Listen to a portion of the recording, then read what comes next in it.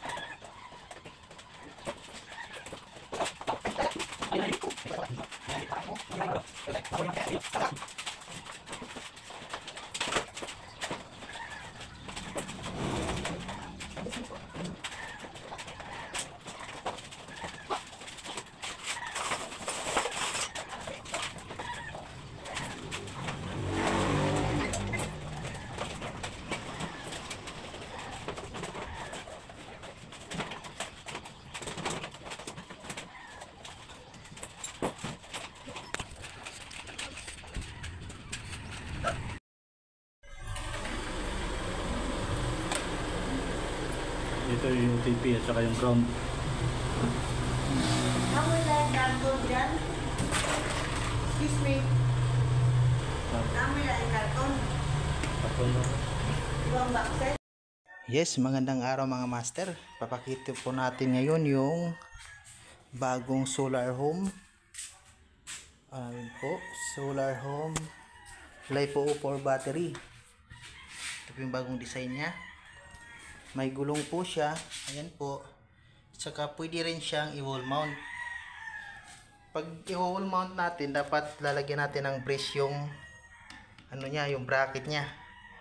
Kasi manipis lang yung bracket niya, manipis, di makapal. Baka mag-collapse. Yan po, nilagyan po namin ng bracket sa ilalim yan. May bracket po yan, flat bar. At ito po yung taas niya. Yan po, may sariling breaker built-in. Tsaka ang ganda ng mga lagayan ng mga battery cable.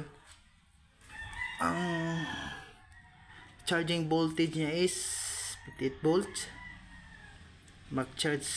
Max discharge current 200 ampere. Maximum charging current 120 ampere. Mas mabilis po ito mag-charge. So dyan po natin ikakabit mga kamaster. Yan na po yung kulang. Magandang araw mga kasular. Dito po tayo ngayon sa setup natin, 16 kW hybrid on-grid setup. Gumamit po tayo ng DE 16 kW DE inverter. Ito po yung mga ano natin, mga breakers po natin, safety breakers. Ito po yung DC, ito po yung EC. Yan po. Ito po yung AC breaker. Ito po yung DC breakers. Ito po yung breaker ng mga panel. Tsaka yung breaker ng galing sa grid. Tsaka sa load. Gumamit po tayo ng industrial ETS. Ito po. Medyo mamahalin po to. Yan po yung setup natin sa industrial ETS. At gumamit po tayo ng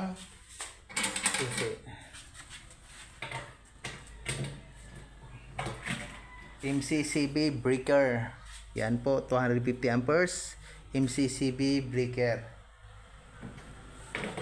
At yung ginamit nating battery is lithium battery, LiPo4 battery. Mas mataas po to, 11 point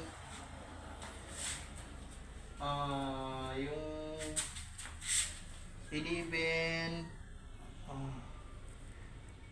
11.7 kilowatt po ito. Hindi po to 10 kilowatt, 11.7 kilowatt. Solar home, 51.2 volts. Ito po rin yung isa, dalawa po yung ginamit natin. Bali yung latest po ito na model ng solar homes, may breaker na po siya, sa sariling breaker na po siya. Safety na safety po ito gamitin.